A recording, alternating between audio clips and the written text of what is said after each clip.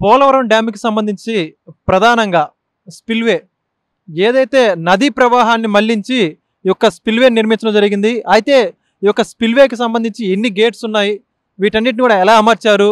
ఇది ఎప్పుడు పూర్తయింది? ఇవన్నీ కూడా ఈ యొక్క చీఫ్ ఇంజినీర్ నరసింహమూర్తి గారిని తెలుసుకునే ప్రయత్నం చేద్దాం. సార్ చెప్పండి.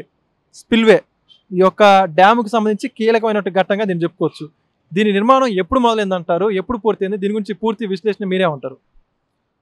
స్పిల్వే అనేది మన ఈ డ్యాంలో కీలకమైన పాత్ర పోషిస్తుంది. ఎంటైర్ గోదావరి ఫ్లడ్ మనము పంపించాలి, ఫ్లడ్ వచ్చినప్పుడు వాటర్ పంపాలంటే స్పిల్వే ద్వారా పంపిస్తాము. అలాగే మనం పంపించకూడదు అంటే స్పిల్వే తల గేట్స్ క్లోజ్ చేసి స్టోర్ చేస్తాం. సో స్పిల్వే ఆ విధంగా ఫ్లడ్ మేనేజ్మెంట్గా ఉపయోగపడుతుంది.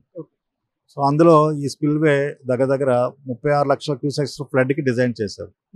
సో దీనిలో ఆ 36 లక్షల క్యూసెక్స్ ఫ్లడ్ వచ్చేటప్పుడు వెళ్ళాలి అంటే ఎన్ని గేట్లు ఉండాలి అనేది డిజైన్ చేస్తారు. ఆ విధంగా ఇది 48 గేట్స్తో డిజైన్ చేశారు. ప్రతి గేటు దగ్గర 16 మీటర్ల వెడల్పు, 20 మీటర్ల ఎత్తు ఉంటుంది. సో ఈ విధంగా గేట్ల అమరిక, ఈ గేట్ల అమరికలో కూడాను మెకానికల్ ఆపరేషన్ గేట్స్ అంతకుముందు ఎక్కువగా ప్రాబల్యం ఉండేది. సో అందులో మరమ్మతులు కొద్దిగా ఎక్కువ వస్తాయని ఉద్దేశంలో హైడ్రాలిక్ ఆపరేటెడ్ గేట్స్ ప్రిఫర్ చేశారు. సో ఈ హైడ్రాలిక్ ఆపరేటెడ్ గేట్స్లో ఏంటంటే హైడ్రాలిక్ సిలిండర్స్, హైడ్రాలిక్ ఎక్విప్మెంట్ అంతా జర్మనీ నుంచి తెప్పించి అవి మనం ఇక్కడ వాడాం. సో వీటి వల్ల ఏంటంటే ఆపరేషన్ అండ్ మెయింటెనెన్స్ స్మూత్గా ఉంటుంది. సో అది అడ్వాంటేజ్. నెక్స్ట్ ఈ స్పిల్వే పనులు సుమారుగా 2005లోనే స్టార్ట్ చేశారు. కానీ కొన్ని పనులు కొన్ని అనుమతులు రాకపోవడం కానీ, ఎన్విరాన్మెంట్ క్లియరెన్స్, ఫారెస్ట్ క్లియరెన్స్ రాకపోవడంతో కొద్ది పాటు ఆగి 2013 నుంచి మాత్రం యాక్టివ్గా స్టార్ట్ చేశారు. 2013 నుంచి ఈ స్పిల్వే పనులు ముమ్మరంగా సాగాయి. సో ఆ విధంగా కంప్లీట్ అయ్యేసరికి 2021కి కంప్లీట్ అయిపోయింది. ఈ స్పిల్వే అంతా కంప్లీట్ అయ్యింది. సో ఈ స్పిల్వే కంప్లీట్ అయిపోయిన తర్వాత మనం ఫ్లడ్ 2021, 22, 23 ఫ్లడ్స్, ఈవెన్ 24 ఫ్లడ్ కూడాను మనం సురక్షితంగా మనం డెలివరీ చేయగలిగాం. సో ఎటువంటివి ఆటంకాలు రాలేదు, ఎటువంటివి జరగలేదు. సో ఆ విధంగా ఈ స్పిల్వే మొత్తం 48 గేట్స్తో ఫ్లడ్ మేనేజ్మెంట్గా ఇది ఉపయోగపడుతుంది. అయితే స్పిల్వేకి సంబంధించి ప్రధానంగా నిర్మాణ వ్యయం ఎంత అయిందంటారు? నిర్మాణ వ్యయము అన్ని స్పిల్వే అండ్ గేట్లు అన్ని కలుపుకుంటే సుమారుగా 1800 కోట్ల వరకు ఉంటుంది. 1800 కోట్ల వరకు అయింది టోటల్గా అన్ని పార్ట్లు కలుపుకొని. అలాగే దీనికి అప్రోచ్ ఛానల్, స్పిల్ ఛానల్, దీనికి ఏంటంటే ఇది మిగతా డ్యాముల్లో స్పిల్వే మెయిన్ రివర్ మీద కడతాము. ఇక్కడ మెయిన్ రివర్ మీద కట్టే ఫౌండేషన్స్ లేకపోవడంతో దీన్ని సపరేట్గా కట్టి నదీ ప్రవాహము మళ్ళీ దీనికి మళ్లించాము. సో ఆ విధంగా అప్రోచ్ ఛానల్ పనులు, స్పిల్ ఛానల్ దీనికి అదనంగా పడ్డాయి. అయితే ఈ యొక్క స్పిల్వే పోలవరం మొత్తంలో కూడా ఇదే ప్రధానంగా అంటే వ్యయం పరంగా ఎక్కువ ఖర్చు అయిందంట, లేదా దీని మించి ఏమన్నా డబ్బులు ఖర్చు ఎక్కువ పెట్టిందంటారు? సో స్పిల్వేకి అయ్యే ఖర్చే కాకుండా ఇప్పుడు మనం ప్రధాన డ్యామ్కి అయ్యేది కూడా మన అదే మొత్తంలో 2000 కోట్ల వరకు పైనే ఉంటుంది ఖర్చు. సో ఆ విధంగా మనకి ఇది వన్ ఆఫ్ ద కాంపోనెంట్ కాబట్టి ఆ కాంపోనెంట్ పరంగా ఇది ఇంత పెద్ద స్పిల్వేకి అది నార్మల్ ఖర్చు, పెద్ద ఖర్చు కాదు. సో మనం కట్టబోయే మెయిన్ డ్యామ్ కూడాను ఒక డయాఫ్రమ్ వాళ్ళకి దాదాపు 900 కోట్లు అవుతుంది. మెయిన్ డ్యామ్ కట్టేసరికి మరో 1000 కోట్లంతా అవుతుంది. అది కూడా సుమారు 2000 కోట్లతో ఖర్చు అవుతుంది. ఈ స్పిల్ డ్యామ్ దీని ద్వారా ఎన్ని టీఎంసీ నీరు స్టోరేజ్ చేయొచ్చు అంటారు మొత్తంగా ఈ యొక్క పోలవరం రిజర్వాయర్కి సంబంధించి పూర్తిగా? మనకి ఇదేంటంటే గోదావరి ట్రిబ్యునల్ ప్రకారం మనకి FRL 45.72 లెవెల్ ఉంటుంది. సో 45.72 వరకు మనం స్టోర్ చేస్తే 194 టీఎంసీ మనం స్టోర్ చేసుకోవచ్చు. ఈ 194 టీఎంసీ స్టోర్ చేసుకుని దీన్ని మనం లెఫ్ట్ మెయిన్ కెనాల్ కని రైట్ మెయిన్ కెనాల్ ద్వారా 7.5 లక్షల ఎకరాలు కొత్త ఆయకట్టుకి, 23 లక్షల ఎకరాలు ఆల్రెడీ ఉన్న ఆయకట్టుకి స్థిరీకరణకి ఉపయోగపడుతుంది. అయితే ఈ యొక్క స్పిల్ డ్యామ్ నిర్మాణం పూర్తయినట్టు కనపడుతుంది. ఇప్పుడు దీని ద్వారా నీటి నిలుపుదల చేయొచ్చు అంటారు, లేకపోతే ఏంటంటారు?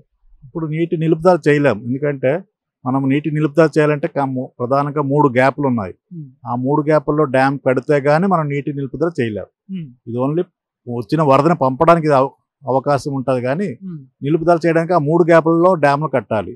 సో 3వ గ్యాప్లో డ్యామ్ కట్టాము, 1వ గ్యాప్ 2వ గ్యాపుల్లో డ్యామ్ కట్టాల్సింది ఉంది. సో ఎర్త్కమ్ రాక్ఫిల్ డ్యామ్ కడితేనే వాటర్ స్టోరేజ్కి మనకి అవకాశం ఉంటుంది. పోలవరం రిజర్వాయర్ని అదేవిధంగా కుడి కాలువని సమన్వయం చేసేటువంటి రెగ్యులేటర్ దగ్గర అయితే ఇప్పుడు మనం ఉన్నాం.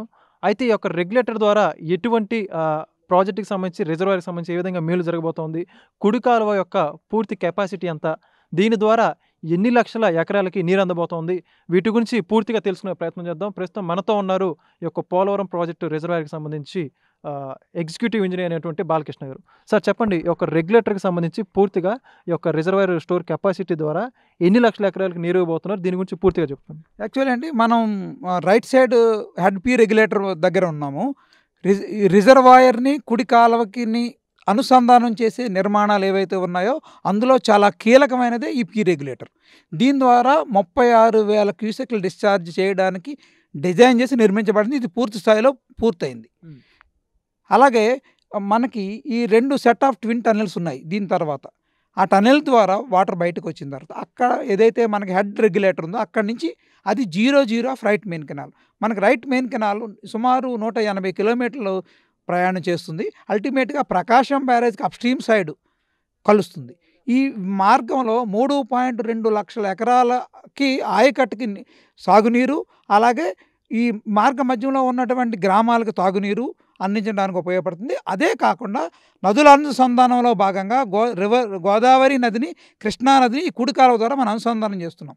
అలా అనుసంధానం చేయడమే కాదు, మనం 80 టీఎంసీల గోదావరి మిగులు జలాలని మనం కృష్ణా నదికి మళ్లించడం దానికి వీలు పడుతుంది. దీని ద్వారా ది కెపాసిటీ రిజర్వాయర్కి మన రైట్ మెయిన్ కెనాల్ కెపాసిటీ 18,000 క్యూసెక్లు.